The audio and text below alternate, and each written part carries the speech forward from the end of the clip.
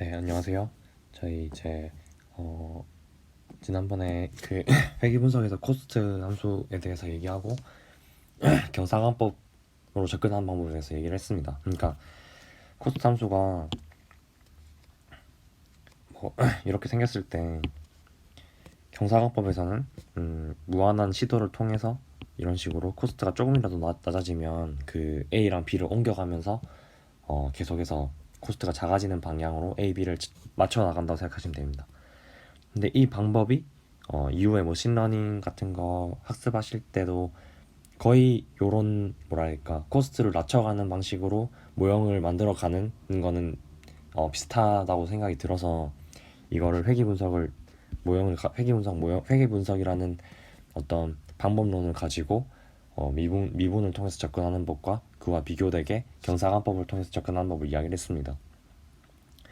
이 경사관법을 통해서 접근하는 방식이 본질적인 거는 무한한 시도를 통해서 코스트가 조금이라도 낮아지면 이동을 한다는 거잖아요. 그게 이제 그 다른 예로 하나가 이제 K민즈라고 머신러닝의 하나의 모형이에요. K민즈 뭐 알고리즘이라고 얘기를 하는데 제가 그 뭐 자세하게는 말씀 못 드리겠고 그냥 이 코스트가 작아지는 방식으로 계속해서 맞춰간다는 그거를 예시를 하나 들기 위해서 가져왔습니다. 어떤 거냐면 K민즈라는 거는 어떤 이런 군집을 만들어 주는 거예요. 비지도 학습입니다. 그러니까 지도 학습이랑 비지도 학습이 요즘 많이 나오잖아요. 그 머신러닝, 뭐 인공지능 이런 거 얘기하면 지도 학습이랑 비지도 학습이 뭐냐면 지도 학습은 쉽게 말해서 어 레이블이 붙여져 있는 거예요. 그러니까 어떤 예를 들어 뭐 숫자 3 그리고 숫자 뭐 영어 S 이런 거는 이거는 숫자고 이건 영어다 이렇게 레이블이 있잖아요. 이건 숫자라고 그러니까 제가 좀 마음이 급했나 봐요. 죄송합니다. 그러니까 숫자가 3이고 영어 S 그러니까 저희가 어떤 글씨를 판단한다고 생각을 할게요. 글씨를 판단한다고 생각을 하면 이건 숫자고 이거는 글자라는 거 있잖아요. 그러니까 그 글자와 숫자를 판단해주는 어떤 모형을 만든다고 하면 뭐 그런 레이블이 다 달려 있겠죠. 뭐 4라는 거는 당연히 숫자 뭐 이렇게 그러니까 이런 걸 다 레이블이라고 합니다. 근데 이런 레이블이 달려 있는 그러니까 어떤 데이터가 들어오면 예를 들어 뭐 A라는 데이터가 들어왔을 때 얘는 어떻게 판단할까 하면은 숫자나 글자 둘 중에 하나로 레이블이 판단이 되잖아요.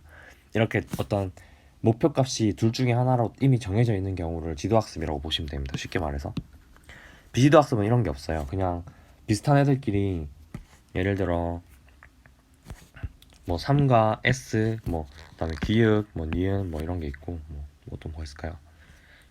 뭐 A 뭐 이런 게 있으면 이 공통점을 찾아서 그냥 묶어주는 거예요. 3S 얘네들은 다 곡선이 있다. 곡선 있는 애들 뭐 기역 니은 A는 뭐 직선으로만 구성된 애들 막 이런 식으로 해주는 거예요. 근데 약간 이것도 레이블이 있는 것처럼 느껴질 수도 있는데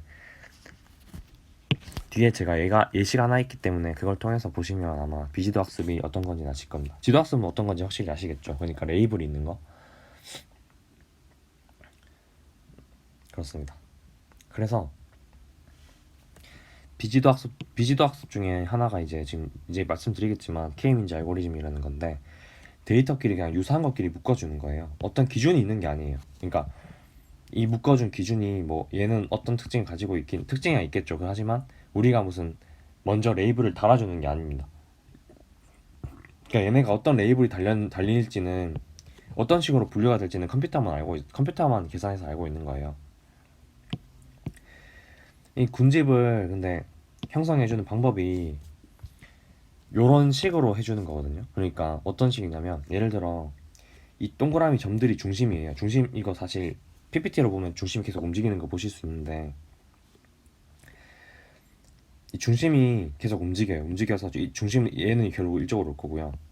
얘도 뭐 이쪽으로 올 거고 얘도 이쪽으로 좀 올 거예요. 그래서 이 중심을 이렇게 움직이는 방법이 뭐냐면 이 각각의 중심 있잖아요. 중심을 처음에는 예를 들어 지금 중심이 5개를 줬는데 중심 5개를 처음에는 랜덤하게 준 거예요. 지금 이 상황이 지금 랜덤하게 중심을 준 상황입니다. 그래서 이 각각의 점들이랑 비용을 다 따져보는 거예요. 무슨 말이냐면 이 그러니까 이 점들에서 이 점 각각의 데이터들이랑 거리를 다 측정해서 그 거리의 차이를 비용으로 처리를 해서 계산해봐요. 그리고 또 한번 그러면 이 코스트가 떨어지는 방식으로 이 점을 또 중심점을 또 옮기고 중심점을 옮기고 중심점을 옮기고 해서 이 중심이 결국에는 각각의 군집으로 가거든요. 그러니까 좀 어려운데 제가 이거 다 어차피 이 K민지를 제가 다 설명해 드리려고 한 건 아니고 그러니까 어떤 식으로 코스트를 찾아가는지 얘기를 하고 싶었던 건데 그러니까 어떤 코스트를 중심을 옮겨가면서 코스트가 떨어지는 방향으로 그 중심이 계속 이동을 해요. 그래서 결국에는 5개의 중심을 딱 잡아주고 그러면 다음번에 데이터가 실제로 들어오면 이게 어떤 5개 중에 어떤 것에 포함이 되는지 판단을 해주게 됩니다. 그래서 예시를 가져왔는데 제가 이거 프로젝트 할 때 실제로 했던 건데 6개의 중심이 이렇게 만들어져요. 6개의 중심이 만들어졌는데 이런 데이터가 들어오면 이런 데이터는 어떤 중심에 가까운지 여기에 넣어보는 거예요. 그러니까 이 각각의 중심이 있기 때문에 이 데이터와 이 각각의 중심으로부터 거리를 다 계산을 해요. 계산을 해서 이 데이터가 어떤 중심에 포함이 될지 판단을 내려가지고 이렇게 이번엔 요 중심으로 이렇게 판단이 딱 되는 거예요. 네, 이런 식으로 해서 새로운 데이터가 들어오면 그게 어떤 건지 이렇게 확인해 주는 겁니다. 어떤 거에 쓰냐면 손글씨 같은 거 확인하는 거 있잖아요.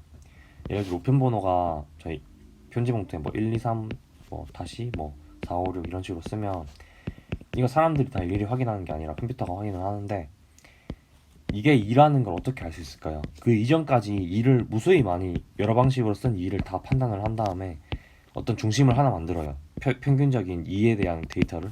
그래서 새로운 데이터가 들어오면 2도 있겠고 뭐 3도 있겠고 여러 가지 중심이 있을 거예요. 다 중심이 있을 거예요. 3, 4, 5, 뭐 6. 이 각각이랑 거리를 비교하는 거예요. 수학적으로. 그 다음에 이 중심과 가장 거리가 가까우면 2라고 판단을 내리는 거예요. 그래서 이게 코스트를 다 계산을 해서 처음에 이 중심들을 데이터로부터 중심을 만들어 갈 때는 코스트가 낮아지는 방식으로 중심을 계속 이동시키면서 하는 겁니다. 그래서 컴퓨터의 컴퓨팅 능력과 코스트 함수를 떨어뜨리는 어떤 그런 로직, 알고리즘 네, 그런 게 합쳐져서 머신러닝의 약간 근본적인 게 그런 생각이라고 전 개인적으로 생각을 하고 있습니다. 그래서 경사관법을 소개를 하면서 네, K민즈를 예시로 들었습니다.